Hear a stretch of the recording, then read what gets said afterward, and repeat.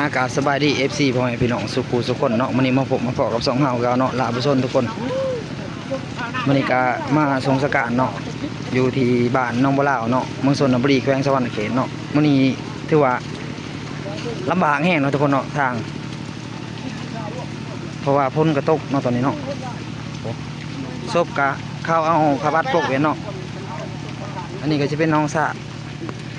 น้องร่วมเนาะนี่เนาะเพราะว่าเพิ่นบ่ได้เอาไป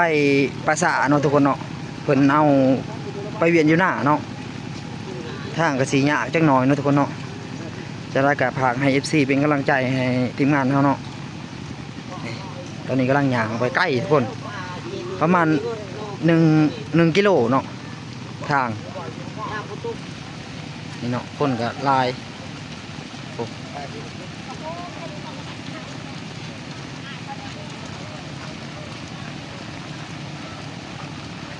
อยู่ที่บ้านน้องมะลาวน้องมุชนบุรีแขวงสะหวรรณเขตเนาะห้องหน้าทุกคนบ่ได้ไปภาษาเนาะคนลายเติบเลยลำบากแห้งข้างกับกันด้านแห้งเนาะทุกคนเนาะตอนนี้ก็ย่างไปเนาะการมาลองนี่ทีมเราเด้อฮะโอ้ยปิดอยู่แล้วแต่บ่มีบรรยากาศถ่ายมาตึกกระยะนี่ก็เลยเว้ยกำลังจะหอดโค้ยกล้วยเนาะโอ้ยน้ำโค้ยกล้วยยังไม่ได้ลายน้ำยังไม่ทันมาฝนตกแห้งเลยทุกคนเจ๊กมาพอดีเนาะเป็นเหล้าเลยทุกคน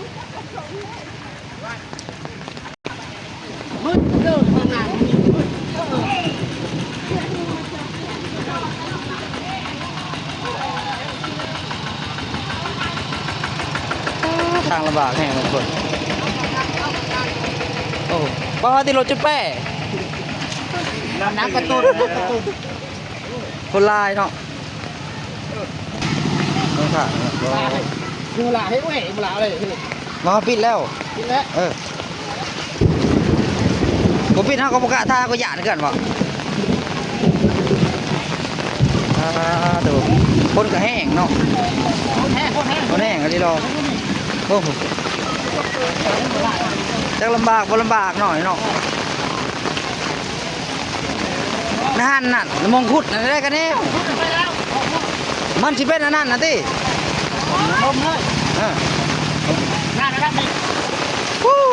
เป็นประวัติศาสตร์เลยเนาะครั้งแรกในชีวิตเลิกกันเอานี่แห้งกระดักกระดออันนี้ผูก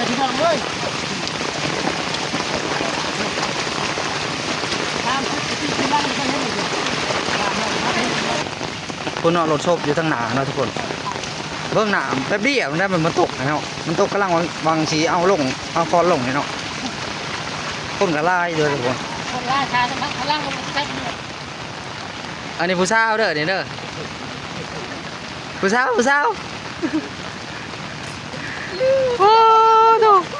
พิลึกพิโลเลยเนาะไปจะน้อยให้หยาดทางอ่ะ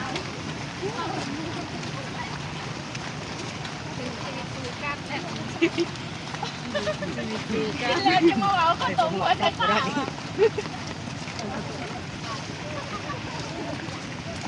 ใครดอกจุ่มอันถือเสือกันพ่นมาคำว่าถือนี่พอแห้งแล้ว